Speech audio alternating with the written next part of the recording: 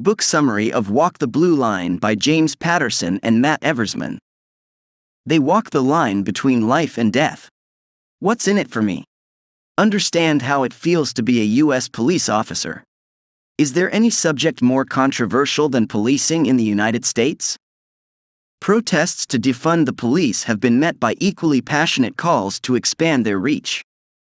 Policing is a sensitive and often violent topic, but far from the politics are the men and women who believe they're doing their best possible to keep communities safe. Sometimes, it's the daily hunt for hardened criminals. Other times, officers intervene to protect citizens against themselves. Police officers might remind you to wear your seatbelt, but they can also be the midwife during an unexpected delivery. In this audiobook, we've put together some of the best stories from Walk the Blue Line. Whatever you feel about the uniform, you'll get an immersive insight into the vocation and the people navigating that thin line between good judgment and the risk of public outrage. You'll obviously make your own judgments about what police officers go through, but you'll also learn about how they've been transformed by their experiences. An alcoholic, a brave dog, and respect. Jock Condon is a police officer working in the Midwest. Before coming to the US, the Scot served as a cop in the UK's Royal Air Force. On this occasion, he's sitting alone in his car, in the pouring rain at 2 a.m., when he's dispatched to an ongoing burglary in a home close to where he's parked. As he steps out of his car, he hears gunshots from inside the house. As he goes in, he's gripped by images of the time he served in Iraq and in Afghanistan. He wonders if this time, his luck will run out? His mind racing through images of his son waking up the next day without a father. He looks inside a Jack and Jill bathroom and sees a chubby guy with a huge white beard lying inside, bleeding through a wound in his chest. He doesn't look like a threat. Jock walks into a bedroom where an inconsolable man is lying on the bed, his terrified wife by his side. It turns out the man with the white beard is an alcoholic who got drunk and walked into the wrong house. Jock manages to keep him alive till the medics come. Thankfully, he lives. 7 months before the house incident, Jack was called to put a fatally wounded deer out of its misery and was transported back to Afghanistan as he pulled the trigger. It wasn't his first flashback, they kept coming, and he knew they'd continue. He sought help from a psychologist and was diagnosed with PTSD. The medication and therapy he received helped him recover. Now he's helping other cops get help, too. Brian Sturgeon is a canine handler. He uses dogs to find and arrest offenders. One particular night, he's outside a house waiting for a suspect with Argo, a brave police dog, when the suspect appears. Argo darts over a fence and drags him down. As they tussle on the ground, the craziest thing happens: another dog appears and attacks Argo. Brian tries to shoot the other dog, but his weapon malfunctions, and then the other dog starts to attack Brian too. As the 2 men and 2 dogs struggle, the suspect takes out a box cutter and starts tearing at Argo. Eventually, Brian manages to shoot the other dog. Brian's team arrives on the scene and arrests the suspect. Argo is taken to a vet where he's treated for his bad wounds. 10 days later, he's back to work. Tim O'Brien left the mortgage business to join law enforcement. As a Boston kid who knew a lot of people in the civil service growing up, he's drilled his sense of respect into his kids. If they ever disrespect a cop, he tells them, this strict policeman and his wife won't take it. Tim's sitting at his mother-in-law's house one dinner time waiting for his wife when he gets a call. The officer on the phone tells him that his son was inside a car that's been pulled over. There were 5 kids in the car, but Tim's son wasn't driving, and he was respectful. Relief. 15 minutes later, Tim's phone rings again. It's the same cop. He sounds amused. The reason? He's just pulled over Tim's wife and daughter for overspeeding on the same road. A gorilla, a pep talk, a fire, and the aftermath of a shooting. Meet Laura McCord. She works for a police department in the South. After Laura McCord was the victim of a violent crime in high school, It was the female investigator on her case that inspired her to become a police officer. Today she's observing keenly as the lead investigator interviews a 12-year-old whose stepdad shot his mom. The boy, Trevor, is in shock and keeps staring at a small stuffed purple gorilla on the sergeant's desk. Laura asks Trevor if he wants the gorilla. He says no. During the interview, they learn that Trevor's mom hasn't made it. Laura offers Trevor the gorilla again, and this time he accepts. He rocks the toy gently as he sobs. When Trevor's stepdad is arrested, he claims that Trevor killed his own mother. Trevor is forced to testify. His testimony helps convict his stepdad. In Dayton, Ohio, Pat Welsh is facing another 12-year-old boy called Junior from a low-income black neighborhood. His parents have reported him missing, but when Pat gets there, he finds Junior at home. Pat cancels the dispatch and is about to leave when Junior's parents ask him to give Junior a talk. The boy's been running with the wrong crowd. What can Pat, a 30-something white male, possibly tell Junior? He's not sure, but does it anyway. Junior's eyes look down at the floor the whole time Pat's talking. Pat leaves thinking he's wasted his time. Several years later, Pat's standing in line at a supermarket. He hears someone call him by his last name.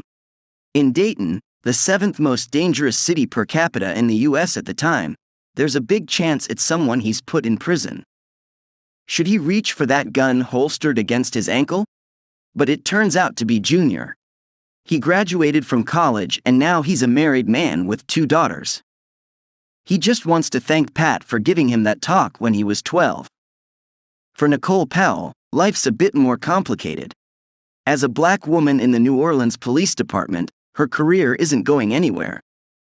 She's restricted to boring work and has no female mentors to learn from. Luckily for Nicole, a new sergeant comes in and shakes things up. He edits Nicole's reports with a red pen. Nicole takes this badly at first, but then learns that Sergeant Cyril Davalier wants her to improve her writing and her reports. This, he says, will help her become a better investigator. He also advises her to go back to school. Education will get her promoted. Nicole decides to heed his advice and studies. She graduates with a bachelor's degree and then a master's in criminal justice. Nicole now excels in her work and enjoys working with her peers to build trust between communities and law enforcement.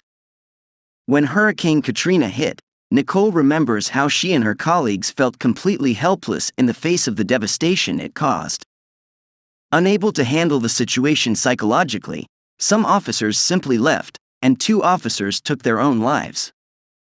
She recalls finding a woman trapped in a hotel with her children. The woman begged Nicole to save her newborn baby, but Nicole helped save them all. It's April 20th, 1999. One of the worst shootings in U.S. history has just happened at Columbine High School, Colorado. At the time, Mitchell Widow was attending a peer support workshop in St. Louis. The next day he travels to the school with a team of counselors and a chaplain. Mitchell helps officers on the crime scene secure evidence, find unexploded devices, and identify bodies. The cops manage to identify the bodies of the 2 shooters. The chaplain says prayers for the victims, but when it comes to the shooters, he can't bring himself to do it. God will take care of them, he tells his colleagues. The police officers put the shooters' bodies away from those of the victims. They refuse to allow the bodies of the shooters to be carried in the same ambulance as any of the victims. They feel helpless, but they can at least show some respect to the families of the victims even if the families can't see it. A family business, a case of sexual abuse, and a waiting game for Patrick Duggan, police work runs in the family. His father, grandfather, great-grandfather, uncle, and cousin were all cops. On his first day of work as an FBI agent, he's sent to work with a team investigating a bank robbery in Baltimore. Bank robbers, he finds out, relish in the execution of their crimes. Bank robbery also runs in the family, often passing down from father to child. This particular bank robbery in Baltimore is part of a series of hits across the state. The investigators get a lucky break. A woman called Karen has called to report a case of domestic abuse. When Patrick gets there, he spots a four-door sedan that's been linked to the robbery drive-off. Karen tells Patrick that the driver, Brad Young, is her boyfriend. They've been robbing banks together, but Brad didn't give Karen her cut from the last heist. Even more intriguing is the news that Karen has been an administrator with a government agency for over 20 years. She helped Brad set up the robberies, even acting as a getaway driver during some robberies. Brad is later involved in an accident and is arrested. Another member of the gang, Sandy, is a bank teller. The FBI tracks the fifth member of the gang through an informant and knocks on his door. He knows his time is up and surrenders without a fight. Illegal migrant women are easy targets of sexual abuse. Their abusers know they won't risk exposing themselves to the police as the abused women fear deportation. But one of the women breaks ranks and tells the police she's been sexually assaulted by one of the most respected doctors in Chicago's Hispanic community. Dr. Alvarez is an immigrant himself, originally from Peru, and the police have heard allegations of rape against him, but they need evidence to bring him down. Lisette Rivero, an undercover officer, specializes in prostitution and human trafficking. She dresses the part and visits Dr. Alvarez at his clinic. The doctor doesn't disappoint. He touches Lisette inappropriately, and then a second visit produces even more damning evidence. Dr. Alvarez is charged, but the community rallies behind him. His supporters argue he's a kind-hearted doctor who offers free consultations and hands out free medication.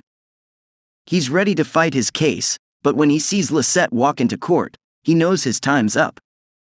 There are quite a few police officers who join the force because of the impression other officers left on their young minds. Sean Patterson, who works in the South, is one of them. He was a wayward kid but changed when an officer took him under his wing. They'd go out to lunch together and ride around town. In this incident, Sean is dispatched to a stabbing scene. When he gets there, two women are screaming in the dark as a man stands over another, a knife in his hand. He's covered in the blood of his victim. Sean orders the man to drop the knife, but the assailant refuses. He takes a step toward the police. They don't want to shoot him but might have to. Sean is about to pull the trigger when the man drops the knife. He's arrested and appears in court 3 months later. The assailant's 2 kids are in the courtroom, too. Sean stares in shock. He almost killed their drunk father. On another night out, Sean is called to intervene over a driver who's running away from the police.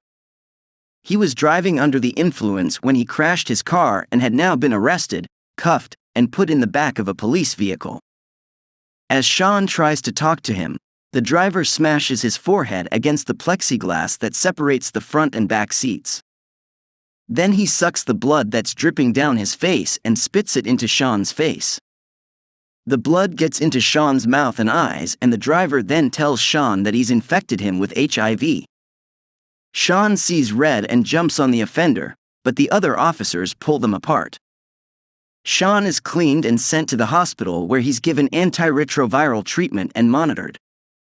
The treatment and the trauma cause him to start vomiting. Tests on the offender return positive for hepatitis C. Sean's terrified. He loses weight and he's worried about passing the virus to his wife and kids. Did he have a cut on his face or mouth when the offender spat at him? It turns out to be a miserable waiting game, but fortunately for Sean, he's given the all clear. Final summary. Although these stories only scratch the surface of what it's like to be a police officer in the U.S., we've covered quite a range of occurrences, from encounters like Pat Welsh's talk to a boy running with the wrong crowd to Mitchell Widow helping colleagues and parents deal with the aftermath of the Columbine shooting. The office's stories raise issues which range from coping with PTSD to communities that don't trust them and sometimes even side with suspects. Thank you for listening. If you are new to the channel, please like and subscribe.